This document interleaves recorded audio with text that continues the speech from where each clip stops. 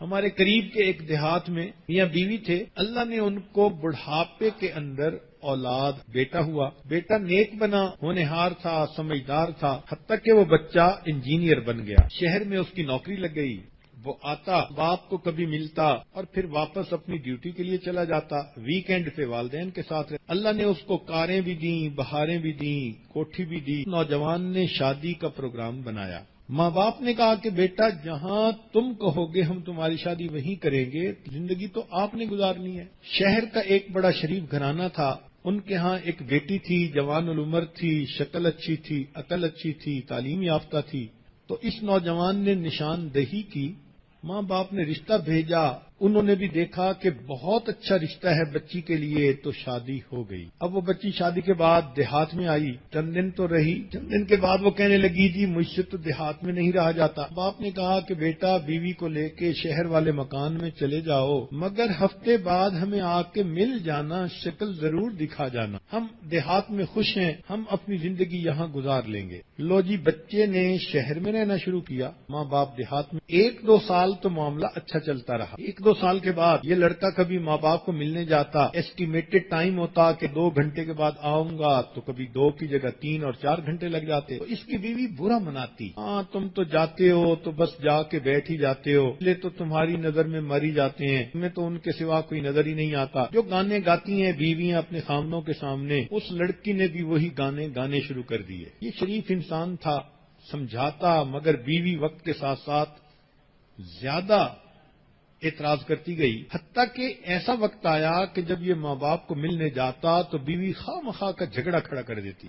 اب یہ پریشان کہ میں کروں تو کیا کروں۔ نیک شریف آدمی پریشان ہوتا ہے، ایک طرف سے ماں باپ کی پریشانی، ایک طرف سے بیوی پریشان کر رہی ہوتی ہے، اور پھر بچوں کی ماں بھی بن چکی ہوتی ہے۔ اسی دوران اس نوجوان کو سعودی عرب سے نوکری کی ایک اپرچونٹی ملی، اس نے اپنے ماں باپ سے اجازت مانگی۔ انہوں نے کہا بیٹے اس پاک دیس میں اللہ نے تمہارا رزق لکھا ہے، ہماری تو دعائیں ہیں، جاؤ اللہ کے گھر میں جاؤ اور اللہ کے گھر کی خدمت کرو، مگر بیٹے کبھی کبھی موقع ملے تو ہمیں بھی ملتے رہنا، آتے رہنا۔ یہ بچہ اپنے بیوی بچوں سمیت مکہ مکرمہ شفٹ ہو گیا۔ وہاں کی زندگی بہت ہی آسانی اور سہولت پسند تھی۔ یہ 13 سال وہاں رہا اور نیک تھا تو ہر سال حج بھی کرتا تھا۔ ایک دن حج کے تیسرے دن یہ مطاف میں کھڑا دعا مانگ رہا تھا، رو رہا تھا۔ کسی اللہ والے نے دیکھا تو اس نے پوچھا بھئی نوجوان کیوں روتے ہو؟ کہا کہ میں نے 13 حج کیے، ہر سال طواف افاضہ کرنے کے بعد یا طواف وداع کرنے کے بعد میں خواب دیکھتا ہوں کہ کہنے والا کہتا ہے تیرا حج قبول نہیں ہوا۔ اب حج کیا تو اب پھر یہی خواب دیکھا۔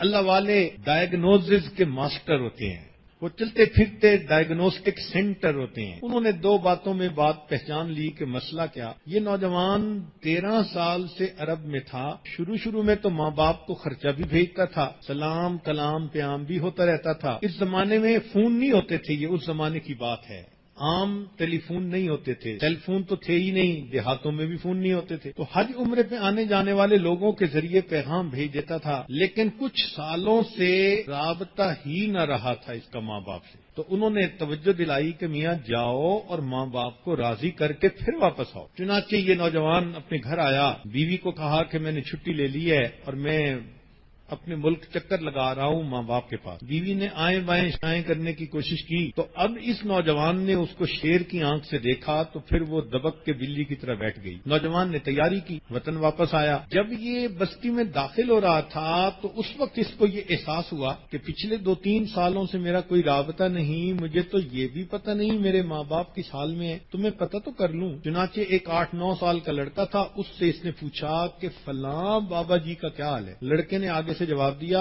کہ وہ بابا جی تو فوت ہو گئے، 6 مہینے ہو گئے، اور ان کی بیوی جو بڑھیا ہے وہ بھی فالج میں ہے، اور سنا ہے ہم نے کہ ان کا ایک بیٹا ہے سعودی عرب کہیں گیا ہوا، پتہ نہیں وہ کیسا نالائق بیٹا ہے جو ماں باپ کا خیال ہی نہیں کرتا۔ چھوٹے بچے کو کیا پتا کہ وہ اسی لڑکے سے بات کر رہا ہے۔ بات کر کے لڑکا تو چلا گیا، لیکن اس کے دل کے تار چھیڑ گیا اب اس کو ندامت ہوئی کہ اوہو میں نے واقعی بہت بڑی خطا کی. سوچ رہا ہے ابو تو فوت ہو گئے، میں امی کے پاس جاؤں گا تو امی تو مجھے دیکھنا گوارا نہیں کریں گی، امی تو مجھے گھر سے نکال دیں گی، بات تک میرے ساتھ نہیں کریں گی. تو کوئی بات نہیں ہے، میں امی کو پاؤں پکڑ کے منا لوں گا، میں لپٹ جاؤں گا. اب یہ پلاننگ کرتا پھر رہا ہے. گھر پہنچا، دروازہ کھلا تھا، اندر چلا گیا. کیا دیکھتا ہے کہ صحن میں چارپائی بچھی ہوئی ہے اور اس کی والدہ لیٹی ہوئی ہے. اس کے دل میں یہ بات آئی کہ ممکن ہے کہ امی سوئی ہوئی ہو تو میں جگاتا نہیں، انتظار کر لوں گا. چنانچہ یہ دبے پاؤں ذرا قریب ہوا کہ دیکھوں تو صحیح. جب بستر کے قریب ہوا تو اس نے دیکھا اس کی ماں نے